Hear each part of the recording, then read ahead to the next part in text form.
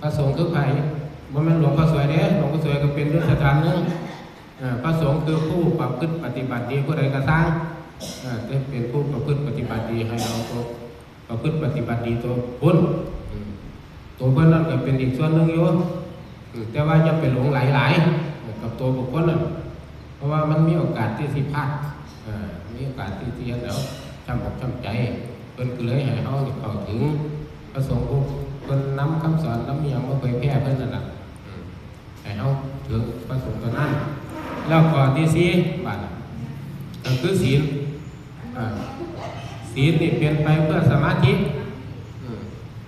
นี่คือสี่ประการที่เห็นให้เขานี่ถึงโสดาบันเขามาสังเกตเบิ่งเขาบัดเขามาสังเกตเบิ่งเขาจะเป็นโสดาบันหรือบ่นี่สังเกตที่ข้อนี้ก็คือหนึ่งเชื่อว่าพระพุทธเจ้าเป็นพระพุทธเจ้าด้วยเหตุอย่างนี้พระผู้มีพระภาคเจ้าเป็นพระอรหันต์เป็นผู้ไกลจากกิเลสเขาเชื่อจังซี่นี่ข้อที่หนึ่งข้อที่สองก็คือเชื่อพระธรรมคือคำสั่งสอนของพระผู้มีพระภาคเจ้าที่เขาสวดกันว่ากันนี่เขาเชื่อแล้วก็สามเชื่อพระสงฆ์เชื่อพระสงฆ์เคารพในสุปฏิปันโนญาปฏิปันโนของเพิ่นนั่นแหละมีสามประการนี้แล้วข้อที่ขาดก็ได้เลยก็คือศีลห้าอันนี้ถ้าเขามีศีลห้าบริบูรณ์สามข้อนั้นคิดว่าพันแหละ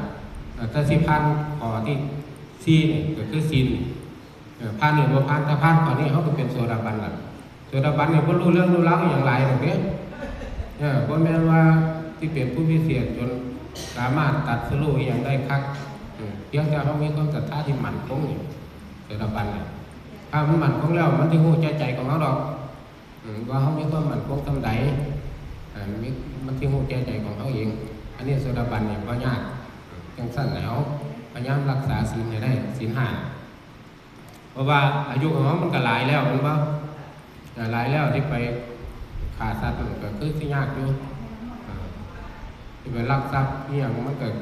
คือที่ยากอยู่ดอกก็เพื่อเปลี่ยนในการมีอย่างส่วนมากหนาที่ได้ศีลเพียงแต่ว่าให้เขาตั้งใจให้เขารักษาศีลไปเพื่อให้มันเป็นสมาธิเพื่อให้มันเป็นปกติของชีวิตเขานั่นแหละทำนี่มันก็การแล้วเจ้าก็จะไปโกงตาตั้งเพิ่นว่าซื้อว่าซื้อก็ได้จริงจังไปนั่นนั่นละพยายามดีๆของซื้อของห้างไปหาหวังประโยชน์มันยึดขาดได้ต้องเราเรียนระวังเอาตัวเองเอาวันนี้ก็คือที่พร้อมแล้วเนาะหลวงพ่อเนาะพร้อมแล้วครับเอาเท่านี้เลย